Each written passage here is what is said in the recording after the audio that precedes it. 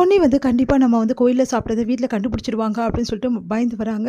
அப்ப கரெக்ட்டா கோயில்ல பார்த்த அந்த பக்கத்து வீட்டு ஆளுங்க பேசிட்டு இருக்காங்க. ஜெயா கிட்டயும், அவங்க பொண்ணுகிட்டயும். அத பார்த்து பொன்னி அதிர்ச்சி அடையறாங்க. கண்டிப்பா நம்மள பார்த்து பேசுறாங்க. நம்ம சாப்பிட்டத அவங்க கண்டுபிடிச்சு சொல்லப் போறாங்க. அத்தை என்ன பேச போறாங்கன்னு சொல்லிட்டு பொன்னி வராங்க. அவங்க பேசிட்டு போயிடுறாங்க. உடனே ஜெயா பொன்னிய பார்த்து முறைக்கிறாங்க. அப்படியே பவானி முறைக்கிறாங்க. ஐய்யய்யோ! கண்டிப்பா தெரிஞ்சு போச்சு. நம்மள பார்த்து ஏதோ பேசியிருக்காங்க அப்படின்னு சொல்லிட்டு அப்படியே பார்க்குறாங்க. உடனே அப்படியே உள்ள போறாங்க. ஒரு நிமிஷம் அத்தை அப்படின்னோன உன்கிட்ட என்ன பேசணும்? எதுக்காக என்கிட்ட பேச வர? அப்படின்றாங்க. இல்ல அத்தை, அவங்க அவங்க ஏதாவது சொன்னாங்களா? என்ன சொன்னாங்களா? இல்ல என்னை பத்தி ஏதாவது கோயில்ல அப்படின்னோன, உன்னை பத்தி பேசுறதுக்கு ஒண்ணும் கிடையாது. நான் பேசினா உன்னை பத்தி தான் பேசணுமா? எங்களுக்குள்ள 1000 இருக்கும். அதெல்லாம் பத்தி உனக்கு சொல்ல வேண்டிய அவசியம் இல்ல. ஆமாம்மா, கோயில்ல நெறைய விசேஷம் நடந்ததுல்ல, அத பத்தி தானே பேசிட்டு இருந்தாங்க அவங்க. ஆமாடி, நம்மளும் கோயிலுக்கு அன்னதானம் பண்ணணும்னு அவங்க சொல்றாங்க. நம்ம ஒரு நாள் பண்ணிடுவோம் அப்படி சொல்லிட்டு போறாங்க.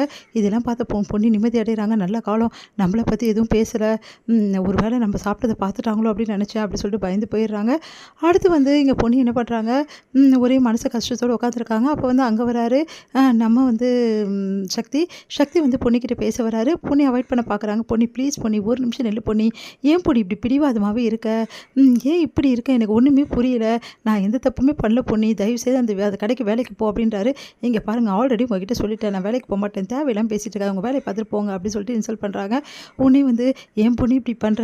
சரி பொன்னி, நீ வேலைக்கு போவேணா, ஆனால் நான் சொல்கிறதையாவது கொஞ்சம் கேளு பொன்னி, ப்ளீஸ் பொன்னி அப்படின்னோடனே உங்களுக்கு என்ன வேணும் இப்போ அப்படின்றாங்க. ஏன் பொன்னி என்கிட்ட இப்படி வெறுப்போடு நடந்துக்கிற? நீ சாப்பாடுக்கும் மற்ற செலவுக்கெல்லாம் என்ன பொன்னி பண்ணுவ? இப்படி வேலைக்கு போகலனா அப்போ நீ கஷ்டப்படுவல்ல. ப்ளீஸ் பொன்னி, தயவுசெய்து என்கிட்ட காசாவது வாங்கிக்கோ. ஏற்கனவே நீங்கள் பண்ண எந்த வேலையும் எனக்கு பிடிக்கலன்ற, இல்லை காசு வாங்க சொல்கிறீங்களா? என்ன பொன்னி, இது கடனாக தான் பொன்னி, வாங்கிக்கோ, அப்புறமா திருப்பி கொடுத்துரு பொன்னி அப்படின்றாங்க. அதெல்லாம் ஒன்றும் தேவையில்லை, உங்கள் வேலையை பார்த்துன்னு போங்க அப்படின்னு சொல்லிட்டு டென்ஷன் ஆகி கத்தி விட்டுறாங்க. மனசு கஷ்டத்தோடு அங்கே போகிறாரு. உடனே ஒரு நிமிஷம் நிற்கிறீங்களா அப்படின்றாங்க. அதிர்ச்சியாக சக்தி நிற்கிறாரு. இந்தாங்க அப்படின்னு சொல்லிட்டு அந்த ஃபேன் எடுத்து கொடுக்குறாங்க. என்ன பொன்னி அப்படின்னா, நீங்கள் தானே இந்த ஃபேனை வாங்கி கடைக்காரர்கிட்ட கொடுத்தீங்க, எனக்கு தெரியாதுன்னு நினச்சிக்கலாம், அந்த அண்ணச்சிக்கிட்ட கொடுத்தது நீங்கள் தான், அதனால் இந்த ஃபேன் எடுத்துகிட்டு போயிடுங்க. இதை பாருங்கள், அந்த ஃபேனை மறுபடியும் எடுத்து நீங்கள் வச்சிங்க, நல்லா இருக்காதுன்னா ஏன் பொண்ணு இப்படிலாம் பண்ணுற அப்படின்னு மனசு கஷ்டப்படுறாரு சக்தி. இங்கே பாருங்கள், நீங்கள் செய்கிற உதவி எதுவுமே என்னை அசிங்கப்படுத்துகிற மாதிரியே இருக்குது, என்னால் எதுவும் பண்ண முடியாது, பாரு என்னால் எல்லாம் பண்ண முடியும் அப்படின்னு நீங்கள் காட்டுற மாதிரி இருக்குது, தயவு செய்து இந்த ஃபேன் எடுத்துகிட்டு நீங்கள் போயிடுங்க, அப்புறம் நல்லா இருக்காது சொல்லிட்டு அப்படின்னா வேறு வழி இல்லாமல் சக்தி எடுத்துகிட்டு போகிறாரு. இதெல்லாம் பேசி அவங்க அண்ணன்கிட்டையும் அவங்க அப்பா கிட்டேயும் மனசு கஷ்டப்படுறாரு சக்தி. இங்கே என்ன பண்ணுறாங்க, ரகசியமாக பேசிகிட்டு இருக்காங்க பிரீத்தி. என்னம்மா, எதுக்காக இப்போ போய் ஃபோன் பண்ணுற? பாரு எல்லோரும் தூங்கிட்டாங்க, இந்த டைமில் ஃபோன் பண்ணியிருக்கேன், எனக்கு ஒன்றும் புரியல அப்படின்னு ஒன்று. இல்லடி, திடீர்னு அப்பா உடம்பு சரியில்லையா? நல்லா தானே இருந்தார். இங்கே பாருடி, நாங்கள் ஹாஸ்பிட்டலுக்கு வரோம், அதுக்கு தான் ஃபோன் பண்ண. ஹாஸ்பிட்டலுக்கு வரீங்களா? ஐயோ, நீங்கள் அப்படியே பெரிய பிரச்சனையாகுதுமா, இப்போல்லாம் வராதிங்க, மாத்திரை போடுங்க சரியாகுது. இல்லடி, சரியாகிற மாதிரி இல்லடி, அவருக்கு ரொம்ப உடம்பு சரியில்லாமல் இருக்குது, ப்ளீஸ் டி ஹாஸ்பிட்டலுக்கு ஒரு வாட்டி செக்அப் பண்ணிட்டு போயிடுறோண்டி, ப்ளீஸ் டி அப்படின்னு. சரி சரி, நான் ஃபோன் பண்ணுறேன், நீங்கள் வைங்க, அப்புறமா எப்படின்னு பார்க்கலாம் அப்படின்னு. இது எல்லாத்தையும் பொண்ணு கேட்டுறாங்க. பொண்ணு அதிர்ச்சி அடைகிறாங்க. அவங்க அப்பா அம்மா கிட்டே பேசிட்டு, ஒன்று தெரியாமல் நடிக்கிறியா அப்படி சொல்லிட்டு செம்மைய டென்ஷன் ஆகிறாங்க. டாக்டர் கிட்ட அப்பாயின்மெண்ட் வாங்குறாங்க. அடுத்து அவங்க அம்மா கிட்டே ஃபோன் பண்ணி, அப்பாயின்மெண்ட் வாங்கிட்டேன், நீங்கள் கிளம்பி வந்துடுங்க அப்படி சொல்லிட்டு சொல்லிடுறாங்க. இது எல்லாத்தையுமே பொண்ணு கேட்டுறாங்க. பொண்ணு கேட்டுட்டு அப்படியே பிரீத்தி வரும்போது மறைஞ்சிருக்காங்க, எதுவும் பேசாமல். அடுத்து கண்டிப்பாக இவங்களை கையும் களமாக பிடிக்கணும் அப்படின்னு சொல்லிட்டு யோசிக்கிறாங்க பொண்ணு. இங்கே பிரீத்தி வராங்க.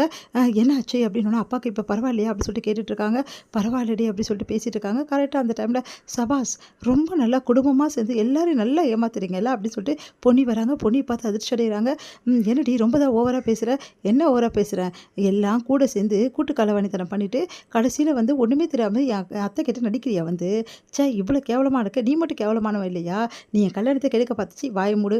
யார் உன் கல்யாணத்தை கெடுக்க பார்த்தது? இங்கே பார், நீயும் சக்தியும் ஒன்றா சேர்ந்து தான் நான் விரும்பினேன். நான் இந்த கல்யாணத்தை கெடுக்க எந்த சதியுமே பண்ணலை.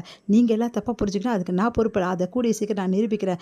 ஆனால் இப்போ நீ பண்ணுறியே இந்த திருட்டுத்தனம், வேணும்னு எங்கள் வீட்டில் நுழைஞ்சியே, அதெல்லாம் உண்மை இல்லைன்னு நீ சொல்லி பார்க்கலாம் அப்படின்னு. அப்படியே அதிர்ச்சியாக பார்க்குறாங்க. ஆமாம் உண்மைதான், இப்போ என்னன்ற? இதை நிரூபிக்க உங்ககிட்ட சாட்சி இருக்கா? என்கிட்ட எல்லா சாட்சி இருக்குமா, எப்படி நிரூபிக்கிறேன்னு மட்டும் பாரு. வீட்டில் எல்லார் முன்னாடியும் உன்னோட முகத்திரையை நான் கிழிப்பேன். ஆனால் இப்போ கிடையாது. ஏன்னா என்னோட உண்மை ஒன்று இருக்குது. அந்த உண்மை தெரிகிற வரைக்கும், நான் நல்லவன் சொல்லிட்டு எல்லாருக்கும் தெரிகிற வரைக்கும், நான் தப்பு செய்யலன்னு தெரிகிற வரைக்கும் இந்த உண்மை இப்படியே தான் இருக்கும். அன்னைக்கு இந்த விஷயத்தையும் நான் சொல்லி உன் முகத்திரையை கிழிச்சு உன்னை வெளியே அனுப்பலை, என் பேர் பொன்னி இல்லை அப்படின்றாங்க.